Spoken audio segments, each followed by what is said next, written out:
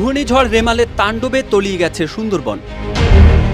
প্রবল ঘূর্ণিঝড় রেমালের অগ্রভাগ উপকূল অতিক্রম করতে শুরু করেছে। ঘূর্ণিঝড় রেমালের প্রভাবে সুন্দরবন উপকূল সহ মোংলায় 10 নম্বর বিপদ সংকেত বহাল রয়েছে। এদিকে রেমালের প্রভাবে জলোচ্ছ্বাসে পানি বেড়ে তলিয়ে গেছে পুরো সুন্দরবন। স্বাভাবিকের চেয়ে 4 ফুট পানি বেড়ে সুন্দরবনের ভিতর দিয়ে প্রবাহিত হচ্ছে।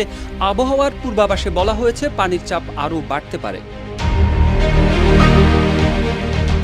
ঘূর্ণিঝড় কেন্দ্রের বাতাসের গতিবেগ ঘন্টায় 90 কিলোমিটার, যা 120 কিলোমিটার পর্যন্ত বৃদ্ধি পাচ্ছে। এ অবস্থায় ঘূর্ণিঝড় কেন্দ্র উপকূল অতিক্রম করতে 3 থেকে 4 ঘন্টা লাগতে পারে।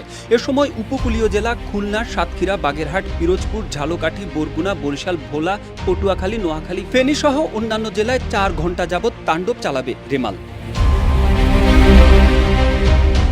আবহাওয়া অধিদপ্তরের সর্বশেষ বিজ্ঞপ্তিতে বলা হয়, ঘূর্ণিঝড় কেন্দ্রের 64 কিলোমিটারের মধ্যে বাতাসের একটানা সর্বোচ্চ গতিবেগ ঘন্টায় 90 কিলোমিটার, যা দমকা অথবা ঝোড়ো হাওয়া আকারে 120 কিলোমিটার পর্যন্ত বৃদ্ধি পাচ্ছে।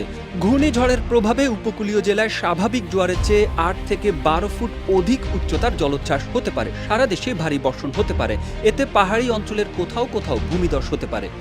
সুন্দরবনের করমজল বন্যপ্রাণী প্রজনন কেন্দ্র ও পর্যটন কেন্দ্রের ভারপ্রাপ্ত কর্মকর্তা হাওলাদার আজাদ কবির বলেন, পানির চাপ আরও বাড়বে, তবে বন্যপ্রাণীর কোনো ক্ষয়ক্ষতির আশঙ্কা নেই। ঘূর্ণিঝড় রেমালের কারণে সম্ভাব্য ক্ষয়ক্ষতি এড়াতে পুরো সুন্দরবন বিভাগের কর্মকর্তা ও বনরক্ষীদের ছুটি বাতিল করা হয়েছে।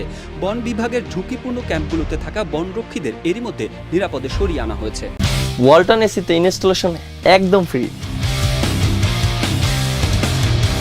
মোংলা আবহাওয়া অফিসের ইনচার্জ হারুন অর রশিদ জানান, মোংলা সমুদ্র বন্দর থেকে কাছাকাছি অবস্থান করছে ঘূর্ণিঝড় রেমাল। এটি আজ সন্ধ্যার পরপর সুন্দরবন ও মোংলা উপকূল অতিক্রম করে পটুয়াখালীর খেপুপাড়ায় আছড়ে পড়বে।